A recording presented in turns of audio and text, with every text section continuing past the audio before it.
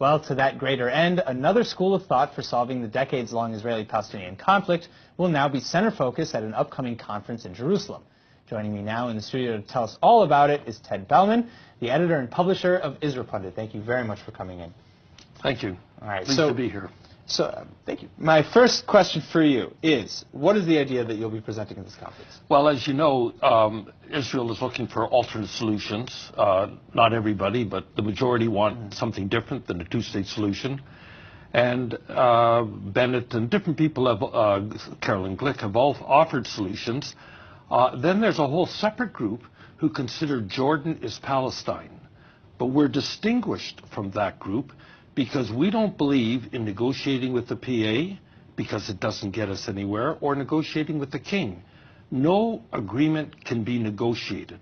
So our plan is totally different. So who is going to be in attendance to back this conference? The Jordan Opposition Coalition, headed by Mudar Zahran. Okay. And he has been toiling to achieve this result for 10 years, living on welfare, life in danger, living in exile, in a safe house, and so on. And I'm bringing him here and bringing in another Arab speaker who's now living in America.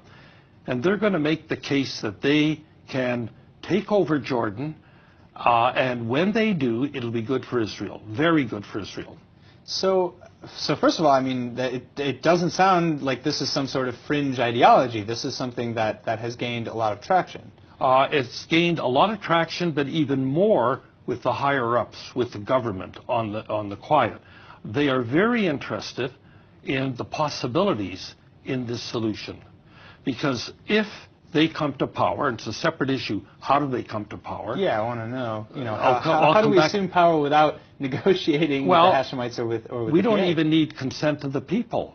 We don't need consent of the Congress. This is an executive action like the removal of Mubarak. An executive action on whose behalf? Who is acting? U.S. So the U.S. would need to intervene and basically dissolve Jordan. Quietly. They'd enable it to happen. They would enable Jordan to fall and for a Palestinian state to rise in its ashes? Exactly. That's the solution. That's the heart of it. How would they ensure that the Palestinian state would be the one to rise? Because, first of all, the U.S. controls the Jordanian army and controls the intelligence service. And if they give them orders to install so-and-so in power, it'll get done. How do you expect the Hashemites to respond to an argument? The Hashemites only represent a clan of about 82 people. The Palestinians hate them even more than they hate the Jews. And the Bedouins, surprisingly, hate them also.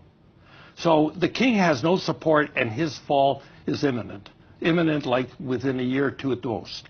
So you think Jordan is on the out to begin with? Yes. And you just want to ensure that the Palestinian state would be the one to take its Not place? a Palestinian state, a particular Palestinian state run by Mudar Zahran. For instance, they're going to pass a law that all Palestinians, wherever they are, have a right of return to Jordan. Right. And that includes everybody in the Judean Samaria. They all have Palestinian citizenship.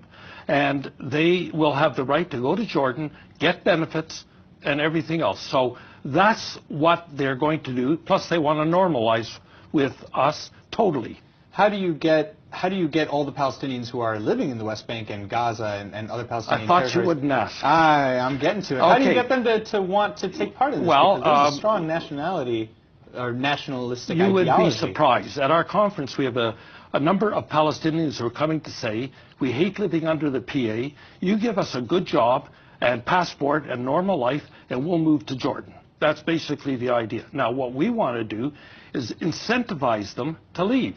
Whatever it takes to encourage them to leave, that's what Israel has to do.